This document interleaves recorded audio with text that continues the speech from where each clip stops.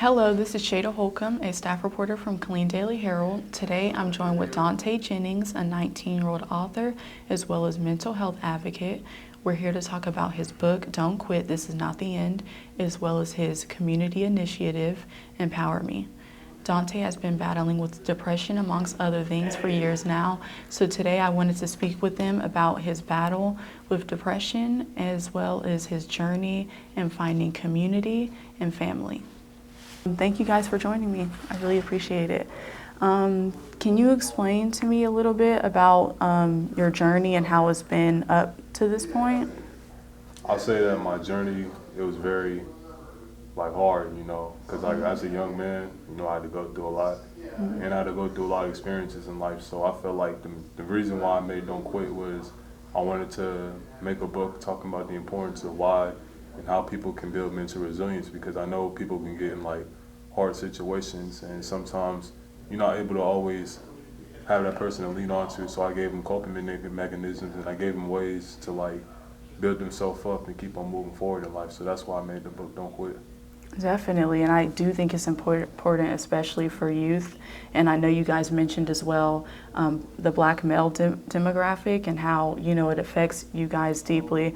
I wanted to get into that about how being a part of that demographic, how that goes into a different subculture of depression and things like that, especially within our own culture and within the country's culture and everything else. How does depression kind of relate to you, as well as it tying into your culture? I say a culture, it's a really positive thing. I love about everything that's going on with basketball and sports and everything. But even though sometimes, some people may not be able to live up to those expectations, and they can kind of feel like, in a way, that they're not really associated. And so when you're not really associated with the group, then it can kind of leave you in a depression. And that's kind of how I was, because I really wasn't like everybody else that was going around. I was out here trying to chase dreams and do stuff that I really wanted to do. And I felt like me trying to fit in the crowd, it kind of affected my mental health in a very bad way. So I had to figure out and learn how to be myself and learn how to be okay with being unique. And I did want to mention that as well, different methods you use to deal with isolation and feelings of depression and anxiety and just all of those emotions. How did you specifically deal with them at that time? Well, at the time, I say I was currently on medications and taking lithium, so that kind of helped. But also I went to counseling, so I got a lot of mental help, and it gave me a lot of mental clarity, and it gave me a lot of ways I can keep on moving forward. I say another thing I started doing too was running. So I say running and sprinting, using all those activities. And also I was involved with HLC, which is my Heritage Legacy Curator group. And basically we did a lot of stuff around black communities. And we talked about the importance of our culture and why it's very important. So I say by doing all those things, it kind of got me out that dark hole. Right, and I wanted to ask you as well, do you believe methods of getting out and being active really positively helps with depression, or do you have different methods that you usually would do yourself or when you were raising him? Yeah, so my profession is I'm occupational therapist, and I work with youth, so very hands-on with teaching mindfulness strategies, daily activities, learning about our youth, my son and other youth's regulation system, and them understanding their bodies better. What activity causes me to feel better when I'm feeling depressed, when I'm feeling anxious, what can I do to help calm me down? And so that and utilizing those strategies to support my son and others have been really helpful in changing and improving when we have breaks or different things that happen with our mental health. Okay, so you're really, pretty much what's going on with the youth today and how things like that can affect everyone differently.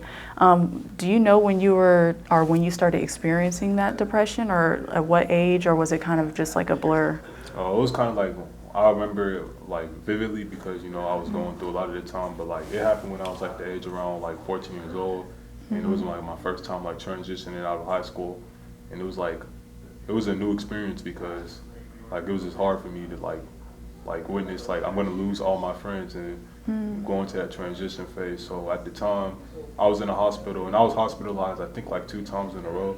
So I was on and off of medication, and I had to get regularly checked up. So yeah, that was the experience I had to go through. No, for sure. That seems horrible, but I'm so glad you went out and seek the help and got it.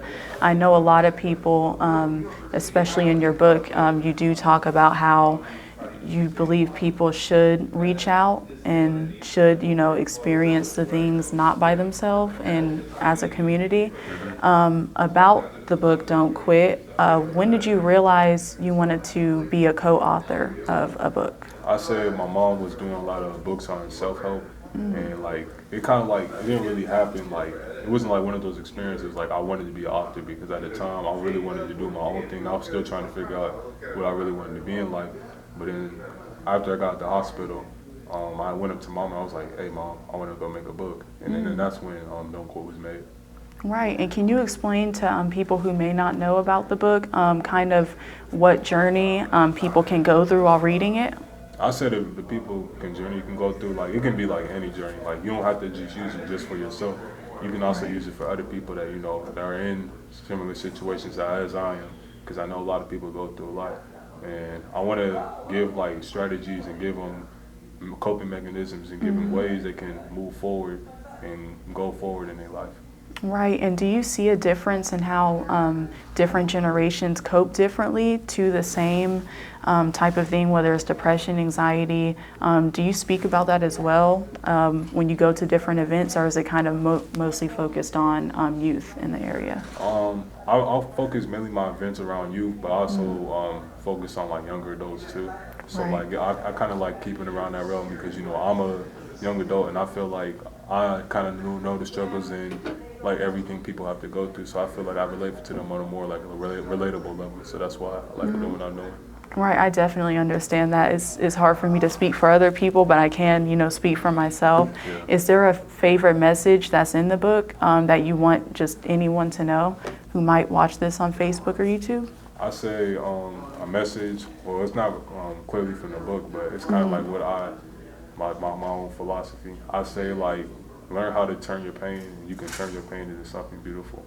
I feel like that's the number one thing that like can help you move forward in life. Like you don't want your situation to be as bad. I want y'all to like look at a situation and be like, okay, what can I do positive from this situation? How can I learn from this situation and grow?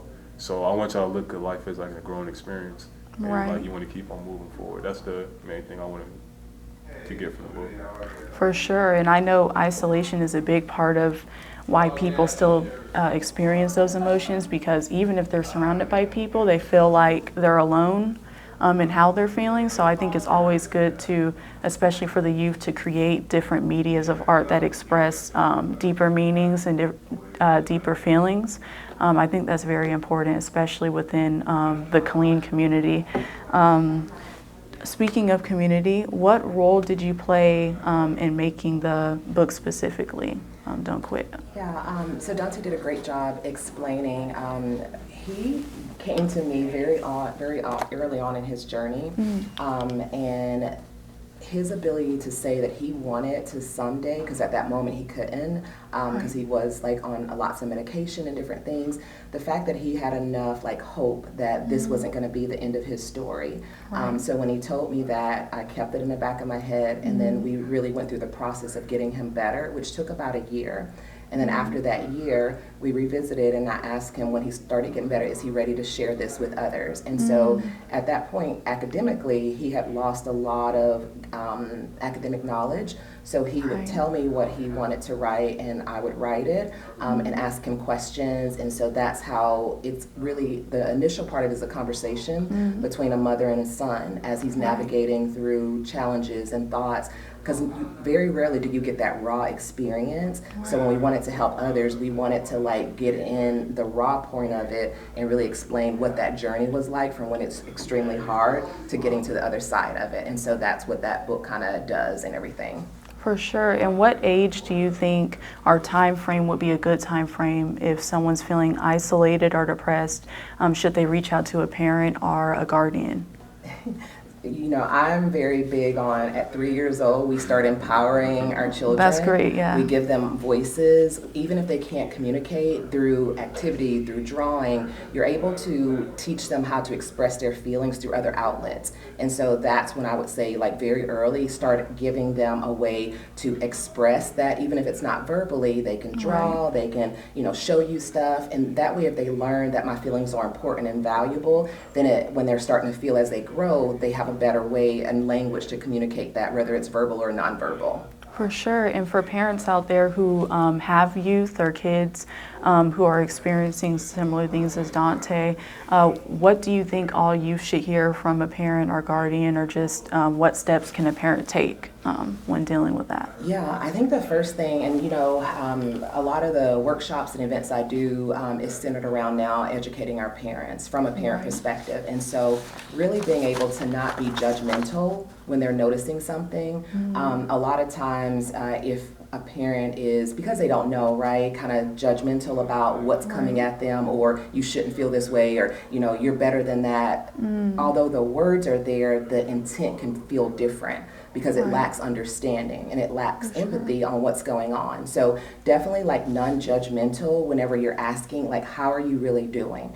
And don't just accept I'm fine, because usually there's something underneath that. So that means that sometimes they need the words or a different way to express it, or more time to kind of understand that when you notice other symptoms, like when you notice their behavior changing, when you notice that they're becoming distant, like really pay attention to what's going on outside of what's said is very important. And so that's probably something really important that I would share with our parents. Definitely, and I'm glad you didn't give up and just accept certain answers, and you know, you kept pushing. I'm the same way as well as many other people around our age. We like to say we're fine, and just, you know, we don't like to speak on things, but it's really good for an adult to really keep pushing that conversation and topic, even if we don't want to hear about it in that moment. I did want to go into an event that you will be at, and I believe you're going to be with him as well. Yeah, we're hosting it. Oh, okay. Yeah, through my nonprofit called Boys Matter to Men. Great. Okay, can you tell me a little bit more about that? Yes, I am super excited to share with our community. This is our second annual Strong Mental Wealth. This one is a community family youth skill building day. Okay. Last year we did a mental wealth expo, and so this one we're turning into a day of pouring skills into our parents, our youth, our young adults, so that they're able to utilize their voice and have outlets to learn how to deal with their mental health, their physical health, their emotional and their spiritual well-being during that whole 10 to 4 event that we have coming up on this particular Saturday coming up. For sure. And what age demographic do you guys usually target with these events? This particular one, I usually say 7 is a good point. We have enough like friendly activities, like there's guitar, there's some drumming stuff going on to where youngers can, you know, fiddle around, but really around 7, they can kind of start understanding some of the conversations and some of the outlets that's being provided and be able to utilize that, or their parents for sure can know this is some things that I can take home to start with my youth and help them to grow in all areas of their mental, emotional, spiritual well-being. Definitely. And what other things can people expect to see as well? I know your booth is going to be posted with your book as well. Yeah. Is there going to be vendors and certain things older kids can look forward to as well? Yeah, more specifically, an event that we've done before that's really popular and we want to actually share, because the Herald did an article before when we did the automotive workshop for our boys, but this time we're actually doing it for boys and girls. Great. So we'll have 2 separate groups where they're learning about oil change, tire change, vehicle safety, so hands-on experience for them on that end. We're also going to have, like we said, we'll have a guitar workshop. We'll have a mix type workshop where they're learning about music and sounds, art expression, stress management, and then financial literacy.